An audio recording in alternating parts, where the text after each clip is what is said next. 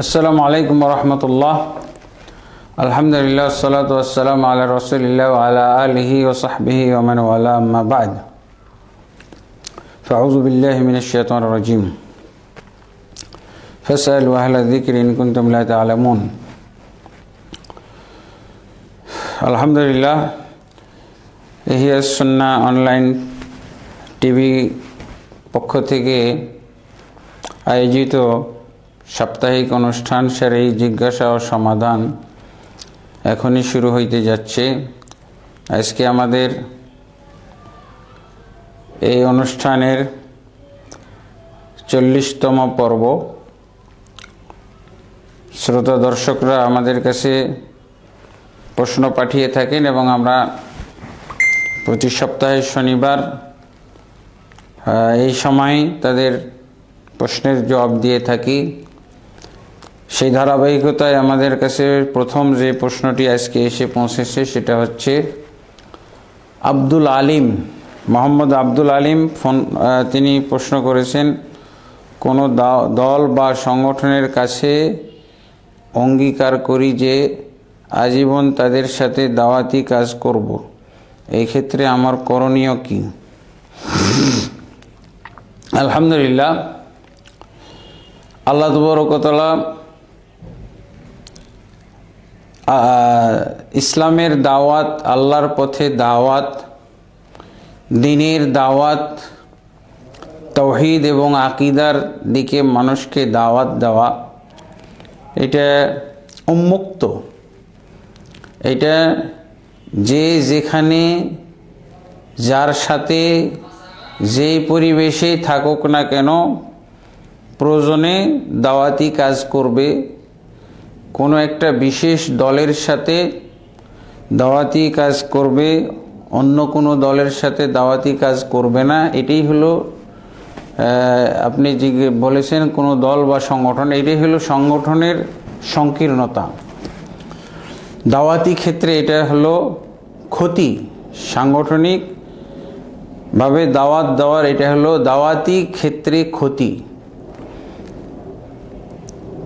যে আমি দাওয়াতি কাজ শুধুমাত্র যেই সংগঠনে নাম লিখিয়েছি, যেই সংগঠনের ফর্ম পূর্ণ করেছি, যেই সংগঠনের আমিরকে আমি ধরেছি, মেনেছি, তাদের সাথে তাদের দিক নির্দেশনা অনুযায়ী আমি দাওয়াতি কাজ করব। এটাই হলো দাওয়াতি ক্ষেত্রে ক্ষতি। দাওয়াতের কাজ হলো উন্মুক্ত, সারা পৃথিবীতে আমি দাওয়াত দিব আমার সামর্থ্য, এলেম, যোগ্যতা এবং অভিজ্ঞতার আলোকে। যেমনভাবে আমাদের নবী মুহাম্মদুর রাসূলুল্লাহ সাল্লাল্লাহু আলাইহি ওয়াসাল্লাম সমগ্র মানব জাতির জন্য এসেছেন, সমগ্র বিশ্বের জন্য রাসূল সাল্লাল্লাহু আলাইহি ওয়াসাল্লাম এসেছেন। তার দাওয়াত হলো সমগ্র মানব জাতির জন্য। এই জন্য দায়ী হবে এরকম সমস্ত মানুষের জন্য উন্মুক্ত। তো আলহামদুলিল্লাহ, আল্লাহ রাসূল সাল্লাল্লাহু আলাইহি ওয়াসাল্লাম তো বলছেন, বাল্লিগু আন্নী ওয়ালাউ আয়া, একটি আয়াতও যদি তুমি জানো সেটা প্রচার করে দাও। এই দাওয়াতের ক্ষেত্রে কোথাও আগে নাম লেখাইতে হবে, আমি অমুক মসজিদের খুতবা দিতে হইলে আমাকে এই সংগঠনের ফর্ম পূর্ণ করতে হবে, এই সংগঠনের সদস্য হইতে হবে, অমুক মাহফিলে আমি দাওয়াতি কাজ করতে পারবো না যতক্ষণ পর্যন্ত আমি অমুক দলের ফর্ম পূর্ণ না করব, সংগঠনের সদস্য না হব। এগুলোই হলো দাওয়াতি ক্ষেত্রে ক্ষতি, দায়ীদের ক্ষতি। তো আপনি এরকম যদি কোনো অঙ্গীকার করে থাকেন, এই অঙ্গীকার হলো অবৈধ, এই শর্ত অবৈধ। এবং আল্লাহ রাসূল সাল্লাল্লাহু আলাইহি ওয়াসাল্লাম বলছেন, কুল্লু শারতিন লাইসা ফি কিতাবিল্লাহ ফাহুয়া বাতিলুন ওয়া ইন কানা মিআতু শারত। সহিহ বুখারী মুসলিমের হাদিস। যে সমস্ত শর্ত করা হবে সেটা যদি কোরআন সুন্নাহ বহির্ভূত হয়, কোরআন সুন্নাহর সমর্থন না করে, কোরআন সুন্নাহর বিপরীত হয়, তাহলে সেই শর্ত বাতিল হবে, যদিও এই ধরনের 100 শর্ত জোড়ানো হয়। অতএব আপনার এই অঙ্গীকার করাটা একটা অবৈধ অঙ্গীকার, এটা ভেঙে ফেলতে হবে।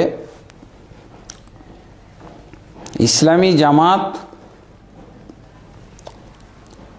কোথাও যদি প্রতিষ্ঠিত থাকে, বাংলাদেশে নেই ইসলামী জামাত, এখন আদর্শিক জামাত আছে, মানহাজ এবং আদর্শগত জামাত আছে, যেটা একজন হইলেও হয়। সেটা হলো কোরআন সুন্নাহকে আঁকড়ে ধরার বিষয়।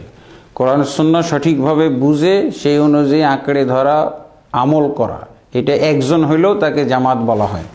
এটাকে বলা হয় মানহাজগত জামাত।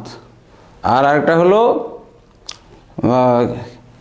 কি বলে, ফিগারগত জামাত। সেটা ইসলামী রাষ্ট্রের তত্ত্বাবধানে সর্বোচ্চ আমির এবং খলিফাতুল বেলাদ, তার তত্ত্বাবধানে যেই জামাত প্রতিষ্ঠিত থাকে, সেই জামাত যদি কোনো দাওয়াতের ক্ষেত্রে শর্ত আরোপ করে, তাহলে সেটা বৈধ আছে। কিন্তু এই সমস্ত বেদাতি জামাত, খণ্ড খণ্ড মুসলমানদেরকে বিভক্ত করা জামাত, অসংখ্য আমির, অসংখ্য দলপতি, এই সমস্ত জামাতই তো অবৈধ। অতএব তাদের কাছে এই অঙ্গীকার করা আপনি 100 বার ভঙ্গ করতে পারেন, কোনো সমস্যা নাই। আল্লাহ আমাদেরকে সঠিকটা বুঝার তৌফিক দান করুন, আল্লাহুম্মা আমিন।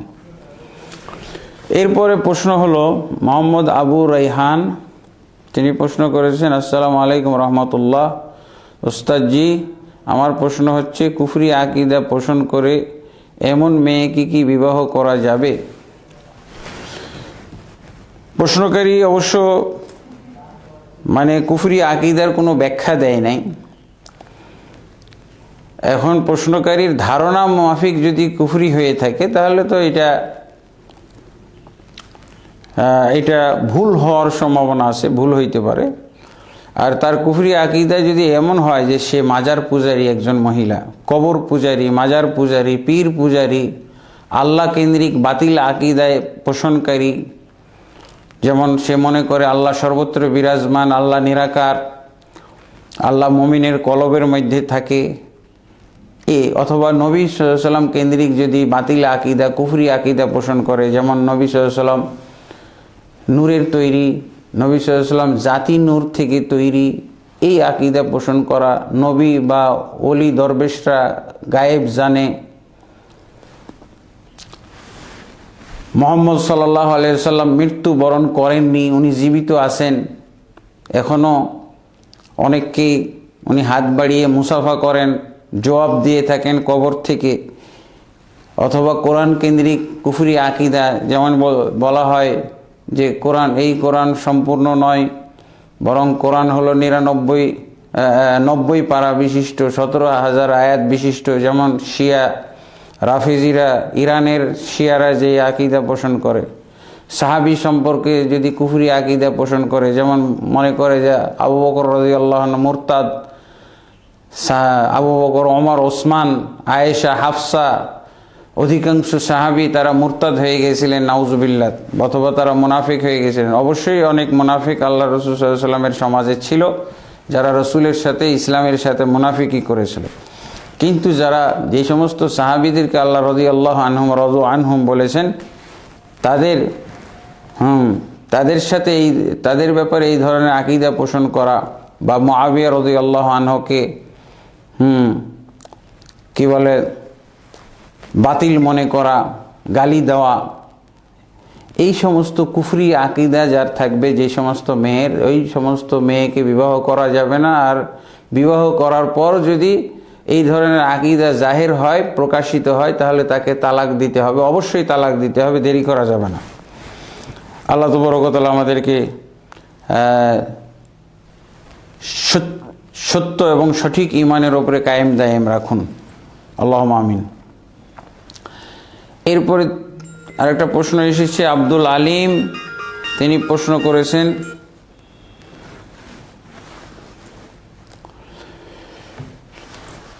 কিছু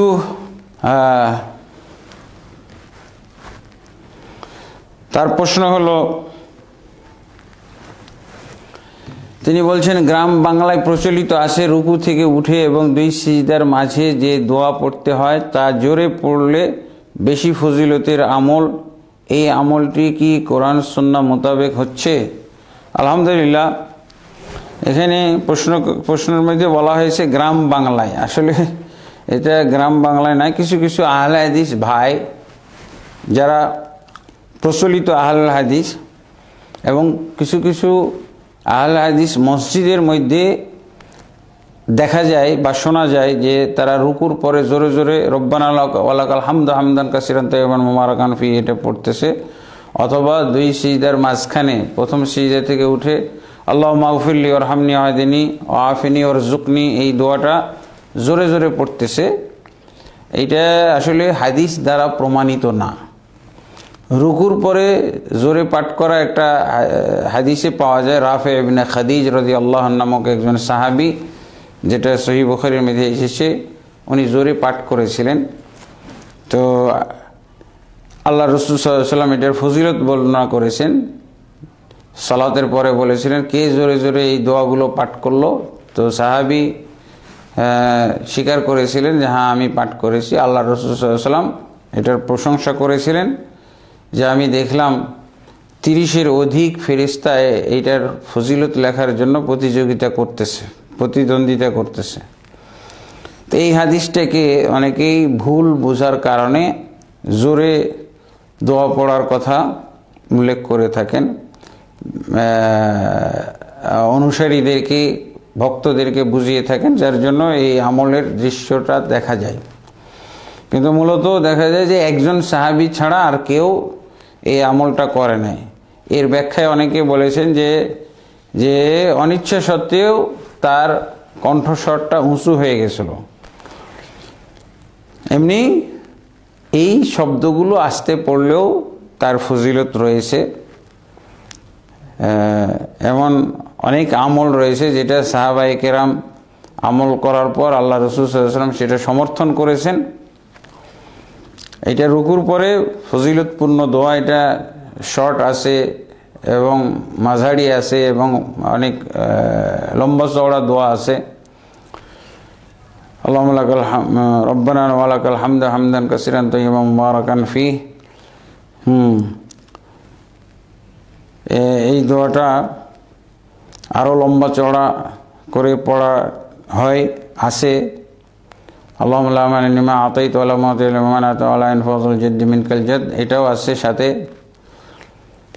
তো এই দোয়াগুলো আস্তে পড়াই সুন্নত, কিন্তু অনেক হাদিস ব্যাখ্যাকারীরা তারা বলছেন যে রাবি যে সাহাবী জোরে পড়েছিলেন তার কণ্ঠস্বরটা উঁচু হওয়ার কারণ উনি একটু দ্রুত গতিতে এসে সালাতে অ্যাটেন্ড করেছিলেন, যার জন্য তার শ্বাস প্রশ্বাস খুব জোরে জোরে প্রবাহিত হচ্ছিল, সেই শ্বাস প্রশ্বাসের সাথে আওয়াজটা জোরে হয়েছিল, এরকমভাবে অনেকে বলে থাকেন।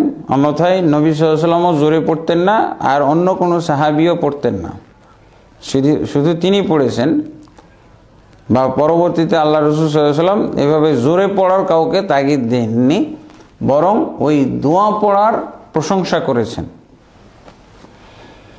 অতএব আমলটি, এই জিকিরটি আস্তে পড়াই হলো অধিক শুদ্ধ, প্রাধান্যযোগ্য এবং হাদিসের সঠিক নির্দেশনার প্রতি আমল।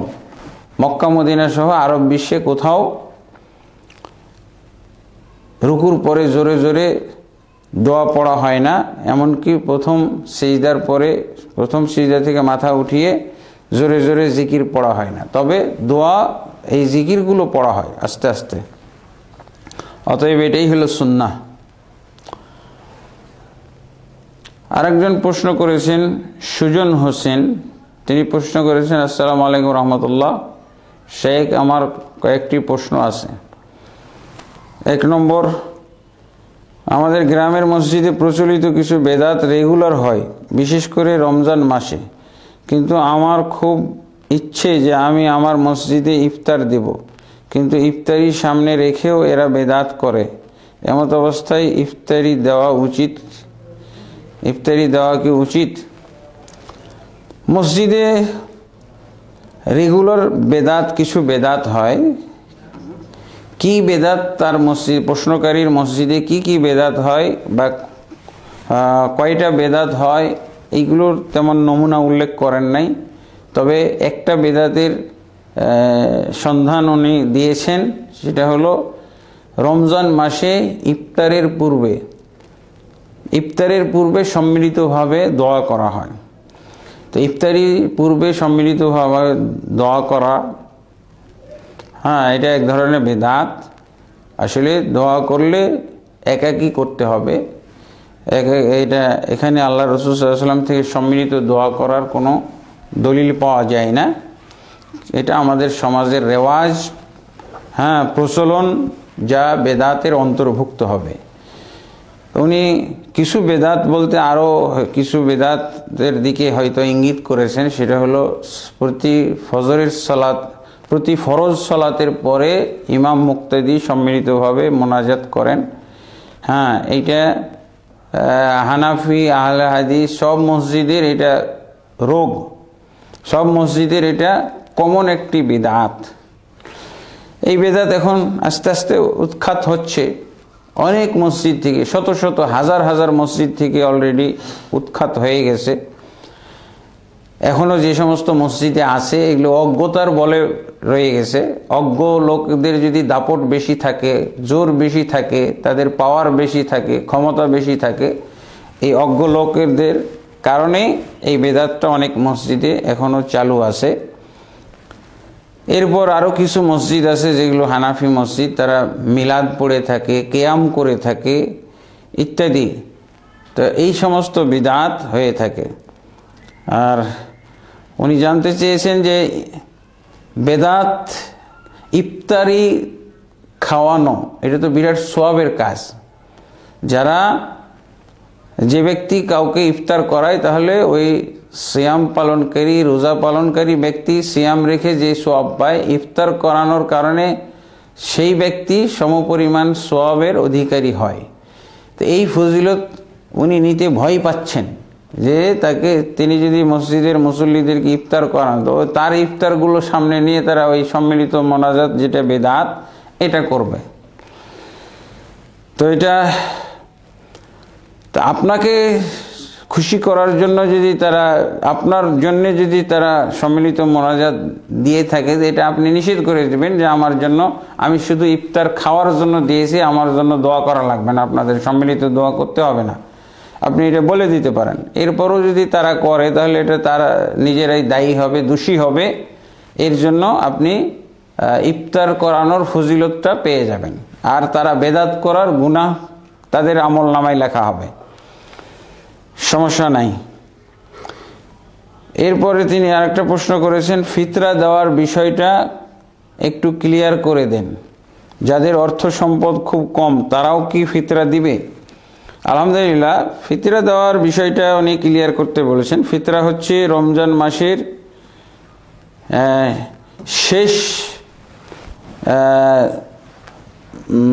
শেষে, অর্থাৎ রমজানের 29 বা 30তম সিয়াম কমপ্লিট করার পর চন্দ্র নতুন চাঁদ দেখা দিলে এই জাকাতটা ফরজ হয়, যার নাম হলো জাকাতুল ফিতর বা ফিতরা।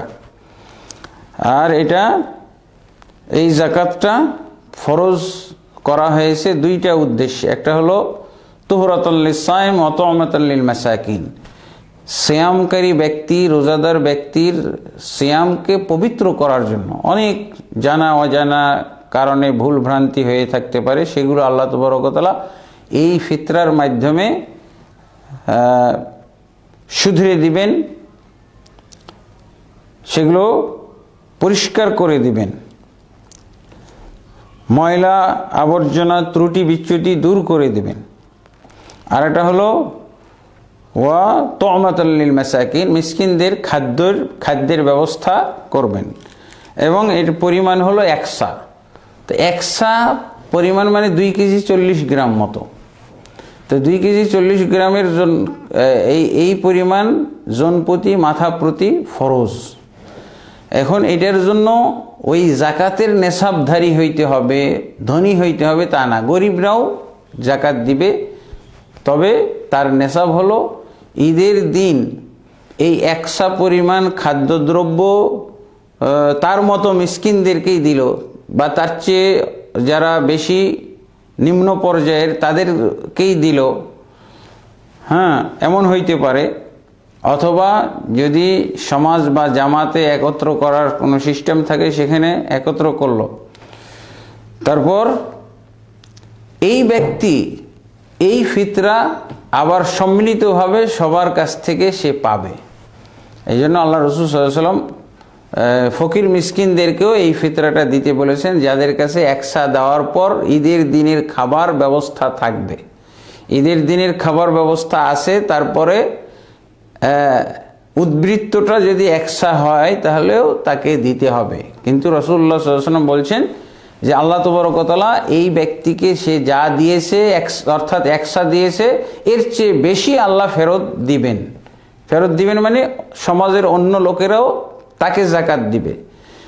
সে হয়তো একসাই দিয়েছে, কিন্তু তার হয়তো যারা তার অবস্থা সম্পর্কে অবহিত জানে, হ্যাঁ, তাহলে তারা হয়তো তাকে 100 সা দিয়ে দিবে, 100 কয়েক বস্তা দিয়ে দিবে। আল্লাহ তাবারক ওয়া তাআলা তাকে এর বিনিময়ে বহু পরিমাণ ফেরত দিবেন। এরকমও হাদিস এসেছে, যদিও হাদিসের সনদে সমস্যা আছে, কিন্তু এটা হলো বাস্তবিকতা।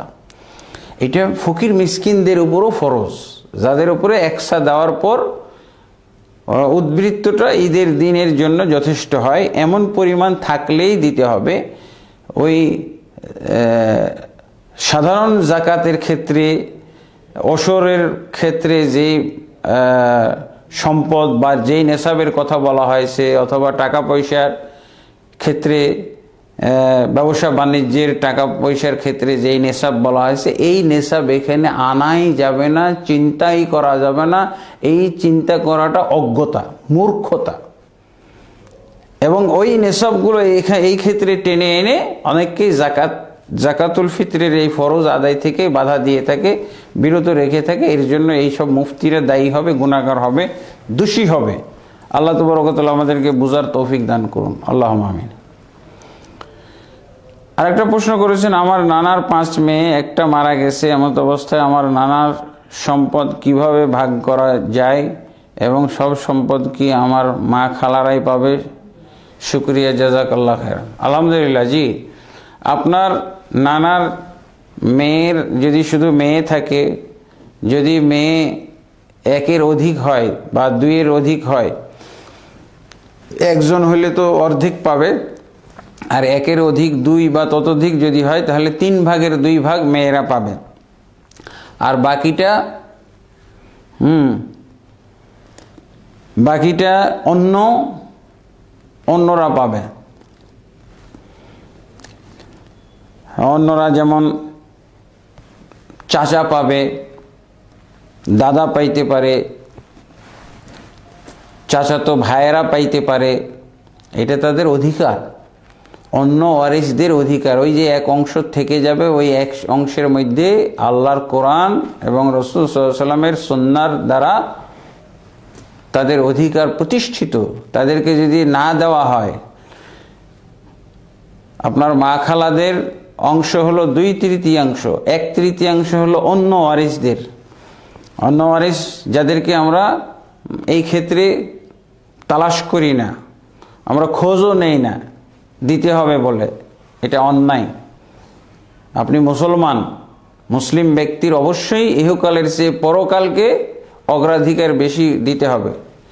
ওয়ালাল আখিরাতু খায়রুল লাকা মিনাল উলা, অবশ্যই দুনিয়ার চাইতে আখিরাতকে আমাদের প্রাধান্য দিতে হবে। আপনি যদি এই শুধু আপনার মা খালারাই যদি শুধু নিয়ে নেয় এবং তার যদি অন্য ওয়ারিস থাকা সত্ত্বেও তাদেরকে না দেওয়া হয়, তাহলে এর জন্য দায়ী হবে, মা খালারা দায়ী হবে, তারা যদি বঞ্চিত করে। অথবা যারা তাদেরকেই দিয়ে শেষ করে ফেলে। যারা এই ক্ষেত্রে ভূমিকা রাখবে, যদি নানাই এইভাবে করে গিয়ে থাকে তাহলে নানা দোষী হবে, অথবা নানার পরবর্তীতে যারা বেঁচে ছিল তারা যারা এখানে লিড দিয়েছে, নেতৃত্ব দিয়ে এই কাম করেছে, তারা গুনাহগার হবে। আপনার মা খালাদের অধিকার হলো 2/3 বাস, এর এক অংশ অন্য ওয়ারিসরা পাবে যদি থাকে, আর না থাকলেও এটা অবশ্যই এটা ইসলামের স্বার্থে কোথাও দিয়ে দিতে হবে। এরপরে প্রশ্ন এসেছে মোহাম্মদ শাহরিয়ার ইসলাম সাদ, মাগরিব সালাতের 10 থেকে 15 মিনিট পূর্বে সেই দিনের কাজা জোহর বা আসরের সালাত আদায় করা যাবে কি? হ্যাঁ, অবশ্যই, কোনো সমস্যা নেই। এমনকি যদি ওজর বিশেষে ওজরের কারণে ভুলে গেছিল অথবা ঘুমিয়েছিল, যখন সে স্মরণ করলো, যখন সে ঘুম থেকে জাগলো, তখন আর 10 থেকে 15 মিনিট বাকি আছে, এমনকি এর চেয়েও যদি কম সময় থাকে তারপরও বিলম্ব করা যাবে না, সাথে সাথে সেটা পড়ে নিতে হবে। এমনকি সে অজু করে সালাত পড়তে গিয়ে যদি দেখা যায় যে 1 রাকাত পাবে, সূর্য ডোবার আগে 1 রাকাত পড়তে পারবে, আর 3 রাকাত সূর্য ডোবার পর পড়বে, তারপরও তাকে পড়ে নিতে হবে। এমন সময়তে বিলম্ব করা যাবে না। ফরজ সালাতের ক্ষেত্রে কোনো নিষিদ্ধ ওয়াক্ত নেই, যখন মনে পড়বে তখনই পড়তে হবে, যখন ঘুম থেকে জাগবে তখনই পড়তে হবে। একমাত্র যদি সূর্য ডুবার পরে জাগতে পারে বা মনে পড়ে সেটা ভিন্ন কথা, কিন্তু সূর্য ডুবার আগে, এমনকি যদি এমন হয় যে সূর্য ডুবে যাবে, ওযু করতে গেলে, তায়াম্মুমের জন্য মাটি খুঁজতে গেলে সূর্য ডুবে যাবে, তাহলে ওযু তায়াম্মুম ছাড়াই ওয়াক্ত মোতাবেক কমপক্ষে 1 রাকাত পড়ে নেওয়ার জন্য ওযু করার দরকার নাই, তায়াম্মুমও করার দরকার নাই। এইটাই তার জন্য জরুরি, আবশ্যিক, যে সে সূর্য ডোবার আগেই যেন 1 রাকাত পড়ে ফেলতে পারে। তার ওযু থাক আর না থাক, তায়াম্মুম করতে পারুক আর না পারুক, ওয়াক্তের এরকম গুরুত্ব, ওয়াক্তের এতই দাম। আল্লাহ তাবারক ওয়া তাআলা আমাদেরকে বিষয়টা বুঝার তৌফিক দান করুন, আল্লাহুম্মা আমিন। এরপরে প্রশ্ন মোফাজ্জল হোসেন নিয়াজ, তিনি প্রশ্ন করেছেন, আসসালামু আলাইকুম রহমতুল্লাহ বারাকাতুহু। সম্মানিত শাইখ, অর্থনৈতিক লেনদেনের ক্ষেত্রে হারাম লেনদেনকে হালাল বানানোর জন্য হিল্লা বাহানা অবলম্বন করার পরকালীন শাস্তি সম্পর্কে জানতে চাই। তো অবশ্যই আল্লাহ রসুল সাল্লাল্লাহু আলাইহি ওয়াসাল্লাম অর্থনৈতিক ক্ষেত্রে আমাদেরকে বলেছেন যে আমরা যেন সর্বক্ষেত্রেই অর্থনৈতিক লেনদেনের ক্ষেত্রে স্বচ্ছতা এবং হালাল অবস্থার দিকে আমরা দেখি। আমরা যেন কোনো হারাম পণ্য ক্রয় বিক্রয় না করি, অথবা আমরা সেটাকে ফন্দি বাহানা অথবা টাল বাহানার মাধ্যমে একটা হারামকে হালাল করে না নেই। এই দিকেও আমাদেরকে সতর্ক থাকতে হবে। এগুলো হলো ইহুদি নীতি। হ্যাঁ, ইহুদি নীতি, এই ইহুদি নীতি আমাদেরকে বর্জন করতে হবে। লেনদেনের ক্ষেত্রে টালবাহানা, হিল্লা, বা হিলা যেটাকে বলা হয়, এইগুলো ব্যবহার করা যাবে না। আল্লাহ রসুল সাল্লাল্লাহু আলাইহি ওয়াসাল্লাম এই জন্য নিষেধ করেছেন। যখন আল্লাহ রসুল সাল্লাল্লাহু আলাইহি ওয়াসাল্লাম বলছেন যে পশুর যাকাত আদায়ের ক্ষেত্রে তিনি বলছেন পশু যাকাত নেওয়ার জন্য 2 জনের পশুকে একত্র করা যাবে না, 2 ধরনের পশুকে একত্র করা যাবে না, এবং যাকাত না দেওয়ার কারণে, না দেওয়ার ইচ্ছায় আলাদা করাও যাবে না। এখন আলাদা করে ফেললে যে এটা আমার স্ত্রীর, এটা আমার ছেলের বলে আলাদা করার কারণে যাকাত বর্তাবে না বা জাকাত প্রযোজ্য হবে না, অথবা যিনি তহসিলদার তিনি যেন দুইজনের সম্পদকে একত্র না করে ফেলে, দুই ধরনের সম্পদকে একত্র না করে ফেলে। স্বর্ণের আলাদা নেশাব এবং চাঁদির আলাদা নেশাব, দুইটাকে একত্র করা যাবে না। হ্যাঁ, প্রাণীর ক্ষেত্রে দুইটাকে একত্র করা যাবে না। এগুলো হলো হিলা, এগুলো হলো টালবাহানা বা ফন্দি। জাকাত না দেওয়ার ক্ষেত্রে ফন্দি এবং জাকাত আদায়কারী ব্যক্তির পক্ষ থেকে ফন্দি। তো এটার ব্যাপারে পরকালীন শাস্তির কথা এসেছে। যারা জাকাত দিবে না, জাকাত ক্ষেত্রে জাকাত না দেওয়ার ক্ষেত্রে টালবাহানা ব্যবহার করবে, কিয়ামতের দিন এই সম্পদকে আল্লাহ তাবারক ওয়া তাআলা কি বলে ছেঁকা দেওয়ার পাত্র বানিয়ে তাকে সেই সম্পদকে আগুন বানিয়ে বা তাওয়া বানিয়ে বা তাওয়া সদৃশ কিছু বানিয়ে সেটা দিয়ে তাকে পৃষ্ঠদেশে এবং তার চেহারায় ছেঁকা দেওয়া হবে। এইভাবে শাস্তির কথা এসেছে। তারপরে পশুর ক্ষেত্রে এসেছে যে সেই পশু দ্বারা তাকে দলিত মথিত করা হবে, তাকে পা দ্বারা ডলা হবে। তারপরে শাস্তি কথা উল্লেখ আছে যে সাপ আকারে তাকে নিয়োগ করা হবে কবরের মধ্যে ইত্যাদি। তো এই জন্য আমরা জাকাতের ক্ষেত্রে কোনো ধরনের আদায় না করার টালবাহানা ফন্দি যেন অবলম্বন না করি। আল্লাহ তাবারক ওয়া তাআলা আমাদেরকে যেই সম্পদ দিয়েছেন এই সম্পদগুলোকে আল্লাহ তাবারক ওয়া তাআলা আমাদেরকে দেখছেন, আল্লাহর পর্যবেক্ষণে আমরা রয়েছি। আমরা আল্লাহ থেকে আড়াল হতে পারবো না, অতএব আল্লাহ থেকে কিছুই গোপন করা যাবে না। হ্যাঁ, এগুলো অবশ্যই সঠিকভাবে এবং সুন্দরভাবে এগুলো হিসাব নিকাশ করে কোনো ধরনের টালবাহানা না করে যথাযথভাবে আদায় করে দেওয়া উচিত। আল্লাহ তাবারক ওয়া তাআলা আমাদেরকে কোনো জাকাত সহ কোনো ধরনের অর্থনৈতিক লেনদেনের ক্ষেত্রে ফাঁকি ঝুঁকি এগুলোর যেন আমরা আশ্রয় গ্রহণ না করি। রাসূলুল্লাহ সাল্লাল্লাহু আলাইহি ওয়াসাল্লাম বাজার পর্যবেক্ষণের জন্য বের হইতেন। একদিন একজন পণ্য বিক্রি করতেছিল, সেই শস্য পণ্য। আল্লাহ রাসূল সাল্লাল্লাহু আলাইহি ওয়াসাল্লাম ওই পণ্যের স্তূপের পাশ দিয়ে যাচ্ছিলেন, হাতটা ঢুকিয়ে দিলেন। হাত ঢুকিয়ে দেওয়ার পর আল্লাহ রাসূল সাল্লাল্লাহু আলাইহি ওয়াসাল্লাম ভেজা কিছু পাইলেন, ভেজা দানা ভিতরে রাখা আছে, সেটা তিনি উদ্ধার করলেন বা উন্মোচন করলেন। তারপর জিজ্ঞাসা করা আল্লাহ রাসূল সাল্লাল্লাহু আলাইহি ওয়াসাল্লাম জিজ্ঞেস করলেন, এটা কি ভেজা কেন? তোমার এই শস্য দানার ভিতরে অংশ ভেজা কেন? তো সেই ব্যক্তি বলেছিল যে এটা বৃষ্টির কারণে ভিজে গেছিল। তো আল্লাহ রাসূল সাল্লাল্লাহু আলাইহি ওয়াসাল্লাম বললেন যে সেটাকে তুমি উপরে রাখলে না কেন, এরকম শস্যর মধ্যে ভিতরে রাখছো কেন? শুকনোগুলো উপরে আর ভেজাগুলো ভিতরে রাখছো কেন? এরপর আল্লাহ রাসূল সাল্লাল্লাহু আলাইহি ওয়াসাল্লাম সেই যুগান্তকারী বক্তব্য দিলেন, বললেন, মান গাশশানা ফালাইসা মিন্না।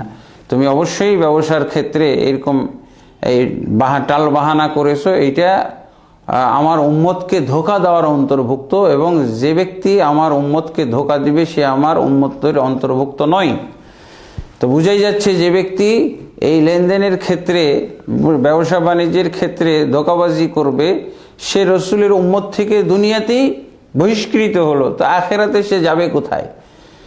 তাকে তো অবশ্যই রসুলের উম্মতের অন্তর্ভুক্ত থাকতে হবে, থাকলেই তো সে জান্নাতে যেতে পারবে। রসুল সাল্লাল্লাহু আলাইহি ওয়াসাল্লামের কোনো উম্মত রসুলের উম্মতভুক্ত তার অনুসারী হিসেবে গণ্য হলেই সে জান্নাতে যেতে পারবে, অন্যথায় যদি রসুলের উম্মত থেকে বহিষ্কৃত হয় সে তার ঠিকানা হবে জাহান্নাম। আল্লাহ তাবারক ওয়া তাআলা আমাদেরকে বুঝার এবং মানার তৌফিক দান করুন। এরপরে এক ভাই প্রশ্ন করেছেন, মিন্নাতুল বারি তিনি প্রশ্ন করেছেন, শাইখ, একজন মুসলিমের সারাদিনের রুটিন কেমন হওয়া উচিত? সারাদিনের রুটিন সে মুসলিম হিসেবে অবশ্যই কোরআন এবং সুন্নাহর মাধ্যমে যে রুটিন তার জন্য এসেছে সেই রুটিনটাই ফলো করবে। সে অবশ্যই সারাদিন তাওহীদ এবং সহিহ আকীদার উপরে থেকে আল্লাহ তাবারক ওয়া তাআলা তার উপরে যে দৈনন্দিন ইবাদতগুলো ফরজ করেছেন, 5 ওয়াক্ত সালাত, এই ফরজ সালাতগুলো অবশ্যই আদায় করবে যথাযথভাবে ওয়াক্ত মোতাবেক জামাত সহকারে মসজিদে। এরপরে এই ফরজ সালাতগুলোর আগে পিছে যে সমস্ত সুন্নত রয়েছে এগুলো পালন করবে। তারপরে দৈনন্দিন যে জিকির আজকার আছে, সকালের জিকির, ফজরের পর সূর্য ওঠার আগে সকালের জিকিরগুলো সে ওজিফাগুলো আদায় করবে। এরপর সূর্য ডোবার আগে, আসরের পর থেকে সূর্য ডোবার পূর্ব পর্যন্ত সন্ধ্যাকালীন যে জিকির আছে সেই জিকিরগুলো সে পাঠ করবে। তারপরে রাসূলুল্লাহ সাল্লাল্লাহু আলাইহি ওয়াসাল্লাম যে মুমিন ব্যক্তিকে সচ্চরিত্রবান হইতে বলেছেন, তার পদে পদে মানুষের সাথে মিশবে, তাদের সাথে সচ্চরিত্র প্রদর্শন করবে, তাদেরকে দাওয়াত দিবে, নসিহা করবে, তাদের কল্যাণ কামনা করবে, যতদূর পারবে মানুষের সাহায্য সহযোগিতা করবে, কোনো মানুষের ক্ষতি করবে না এবং কারোর সাথে শত্রুতা, হিংসা, বিদ্বেষ পোষণ করবে না। আল্লাহ তাবারক ওয়া তাআলা যে সমস্ত মুহাররামাত, দিনের বেলা চলতে ফিরতে যে সমস্ত হারাম জিনিস আরোপ করে রেখেছেন বান্দাদের উপরে, সেগুলো জানবে এবং সেগুলো মানবে। রাস্তাঘাটের যে সমস্ত আদব কায়দা এগুলো সে জানবে এবং মানবে। যার সাথে দেখা হবে তাকে সালাম দিবে এবং বেগানা নারীর প্রতি দৃষ্টি পোষণ করবে না, দৃষ্টি দেওয়ার চেষ্টা করবে না, দৃষ্টি ফিরাবে, ইত্যাদি। এই হলো মুমিন ব্যক্তির রুটিন। কোরআন এবং সুন্নাহর মাধ্যমে তার যে রুটিন নির্ধারিত হয় সেই রুটিন ভিত্তিক চলার চেষ্টা করবে। এরপরে আরেকটা প্রশ্ন করেছেন, একজন কুফরি আকীদায় অর্থাৎ রাসূল সাল্লাল্লাহু আলাইহি ওয়াসাল্লাম নূরের তৈরি, আমরা আল্লাহরই সন্তান ইত্যাদি বিশ্বাসী স্বামীর আনুগত্য করলে কি স্ত্রী সওয়াব পাবে নাকি গুনাহগার হবে? নাউজুবিল্লাহ। যদি কোনো মহিলার স্বামী এই ধরনের আকীদা পোষণ করে যে নবী সাল্লাল্লাহু আলাইহি ওয়াসাল্লাম নূরের তৈরি, অথবা নবী সাল্লাল্লাহু আলাইহি ওয়াসাল্লাম আল্লাহর জাতি নূরের তৈরি, অথবা বলে আমরা আল্লাহর সন্তান, নাউজুবিল্লাহ, তাহলে এটা অবশ্যই কুফরি আকীদা হবে। একটা নবীর কেন্দ্রিক কুফরি আকীদা আর একটা আল্লাহ কেন্দ্রিক কুফরি আকীদা। আমরা তো সূরা ইখলাসের মধ্যে পড়ে থাকি, লাম ইয়ালিদ ওয়া লাম ইউলাদ, আল্লাহ কাউকেও জন্ম দেননি, এবং তিনি কারো থেকে জন্মগ্রহণ করেননি। তাহলে কিভাবে মানুষ আল্লাহর সন্তান হইতে পারে? আল্লাহর সন্তান হওয়ার ব্যাপারে এই খ্রিস্টানরা বিশ্বাস পোষণ করত। তারা বলতো ঈসা আলাইহিস সালাম আল্লাহর সন্তান। এই জন্য তো আল্লাহ তাদেরকে কঠিনভাবে স্পষ্ট করে কুফরি ঘোষণা, কাফের ঘোষণা করেছেন। লাকাদ কাফারাল্লাযিনা ক্বালু ইন্নাল্লাহা হুয়াল মাসীহ ইবনে মারইয়াম, নিশ্চয়ই তারা কাফের হয়ে গেছে যারা বলে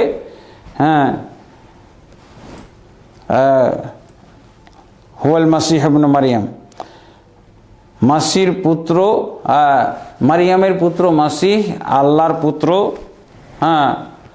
তারা যারা এই বিশ্বাস পোষণ করে অথবা যারা বলে ইন্নাল্লাহ সালিসু সালাসা, তারা কাফের হয়ে গেছে। অতএব ইসলাম ধর্মেও কেউ যদি এরকম বিশ্বাস করে যে আমি আল্লাহর সন্তান অথবা অমুক ব্যক্তি আল্লাহর সন্তান, ঈসা আল্লাহর সন্তান, অমুক অলি আল্লাহ আল্লাহর সন্তান, এটা এরকম যদি বলে তাহলে অবশ্যই সে কাফের মোরতাদ হয়ে যাবে। এটা শুধু এটা সব সব বলা তো, সবের কথা চিন্তা করা তো অনেক দূরের ব্যাপার। এটা কুফরি আকীদা, কুফরি বিশ্বাস। অতএব এই ধরনের স্বামীর আনুগত্য করা সব তো দূরের কথা, কুফরি হবে। সে যেহেতু কাফের, তার আনুগত্য করাও যাবে না। এটা কাফের স্বামীর আনুগত্য করা, কাফের স্বামীর বন্ধনে থাকা, এটা পূর্বের ধর্মে ছিল। যেমন আসিয়া বিবি ফিরাউনের বন্ধনে ছিল, স্ত্রী হিসেবে ছিল। মুহাম্মদ সাল্লাল্লাহু আলাইহি সাল্লামের উম্মতে, মুহাম্মদ সাল্লাল্লাহু আলাইহি সাল্লামের দ্বীনের মধ্যে এই সুযোগ নাই। কোনো কাফেরের আন্ডারে কোনো মুমিন মহিলা থাকতে পারবে না, বা যারা মুরতাদ হওয়ার মতো এরকম আকীদা পোষণ করে তাদের বন্ধনে কোনো মুমিন মুসলিমা মহিলা থাকতে পারবে না। এবং অবশ্যই এটা শুধু গুনাহ না, কুফরি গুনাহ। যে বোন বা যিনি প্রশ্ন করেছেন তাকে তাড়াতাড়ি এই স্বামীকে অবশ্যই সহি আকীদায় নিয়ে আসার চেষ্টা করতে হবে। আর যদি সে না আসে তাকে তাড়াতাড়ি ত্যাগ করতে হবে। এরপরের প্রশ্ন হলো আল হোসেন। তিনি প্রশ্ন করেছেন, শাইখ কবরের পাশে দাঁড়িয়ে সম্মিলিতভাবে কি হাত তুলে দোয়া করা যাবে? না, এটা একটা প্রচলিত বিদআত আমাদের বাংলাদেশে পাওয়া যায়। দাওয়াত খাওয়া হুজুরেরা এই কামগুলো করে, হাদিয়া গ্রহণ করে, টাকা পয়সার হাদিয়া গ্রহণ করে, অথবা বাড়িতে গোস্ত ভাত খেয়ে হয় আগে অথবা পরে দেখা যায় যে কবরে গিয়ে, কবর জঙ্গলে গিয়ে তার পারিশ্রমিক খাওয়ার পারিশ্রমিক অথবা হাদিয়া টাকা পয়সার পারিশ্রমিক হিসেবে তারা এই কবরে গিয়ে সম্মিলিতভাবে মোনাজাত করে। অথবা নতুন কবর দেওয়ার পর জানাজার পরে দাফন করার পর আবার সম্মিলিতভাবে একটা মোনাজাতের ব্যবস্থা করা হয়। দাফনের পরে আল্লাহ রাসূল সাল্লাল্লাহু আলাইহি ওয়াসাল্লাম থেকে নির্দিষ্ট একটা বিষয়ে দোয়া করতে বলা হয়েছে। যারাই কবর দিবে তারা এই দোয়া পড়বে। আল্লাহ রাসূল সাল্লাল্লাহু আলাইহি ওয়াসাল্লাম বলছেন, ইস্তাগফিরু লিআখিকুম ওয়াসআলু লাহু সাবাত ফাইন্নাহু আনা ইউসআল। আল্লাহ রাসূল সাল্লাল্লাহু আলাইহি ওয়াসাল্লাম দাফন করার পর তিনি ঘোষণা দিয়ে দিয়েছিলেন যে তোমাদের এই মৃত্যু ভাইয়ের জন্য দোয়া করো, ইস্তেগফার করো এবং তার জন্য দৃঢ়তা চাও। আল্লাহর কাছে দৃঢ়তার জন্য দোয়া করো, সে যেন প্রশ্নোত্তর দৃঢ়তার সাথে দিতে পারে, সঠিকভাবে প্রশ্নের উত্তরগুলো দিতে পারে, তাকে যে 3টা প্রশ্ন করা হবে। এই মর্মে আল্লাহ রাসূল সাল্লাল্লাহু আলাইহি ওয়াসাল্লাম নির্দেশনা দিয়েছিলেন। কিন্তু আল্লাহ রাসূল সাল্লাল্লাহু আলাইহি ওয়াসাল্লাম নিজে ইমামতি করে সাহাবীদেরকে নিয়ে এই সম্মিলিত মোনাজাত করেননি। এটা হলো মোনাজাত পার্টি কিছু হুজুর আছে, বেদাতি হুজুর, তারা এগুলো করে থাকে। এটা করা জায়েজ নেই। বরং এতে করে দেখা যাবে যে আমরা যে আল্লাহর পক্ষ থেকে এবং রাসূলের পক্ষ থেকে সুনির্দিষ্ট যে একটা মোনাজাত, সম্মিলিত মোনাজাত, জানাজার সালাত, এটাকে অপমান করা হয়, এর অবমাননা করা হয়, এটাকে তুচ্ছ তাচ্ছিল্য করা হয়, মানে ওইটার কোনো মূল্য নাই। এখন এটা বেদাতি দোয়াটার মূল্য বেশি, এটা করা ঠিক নয়।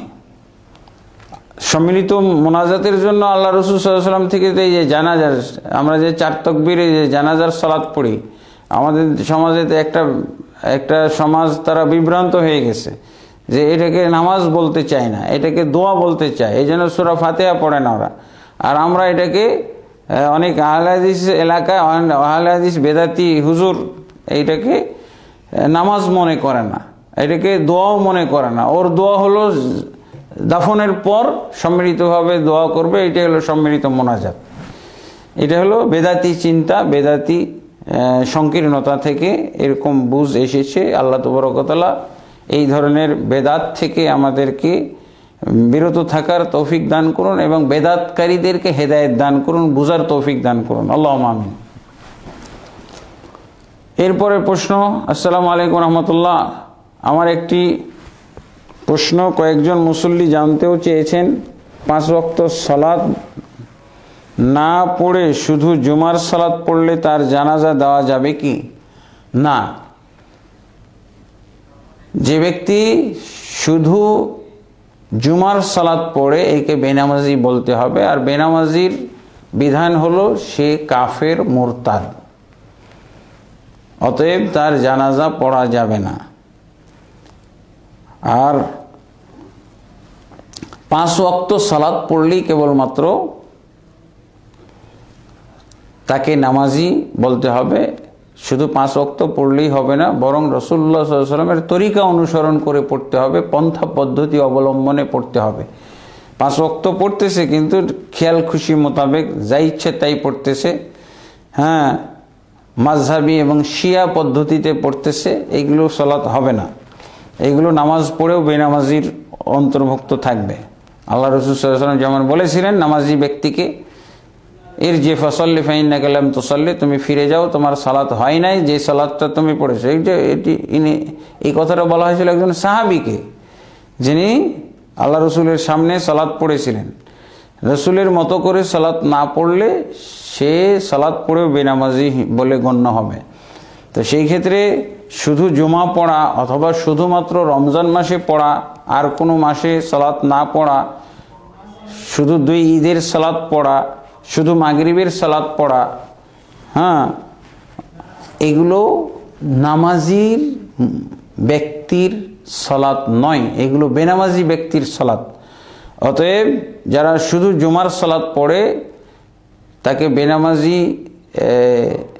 গণ্য করে, তাকে বেনামাজির বিধান লাগিয়ে এবং কাফের মুরতাদ হিসেবে তা মারা গেলে তারও জানাজা পড়া যাবে না, ইমামরা তার জানাজা বর্জন করবে।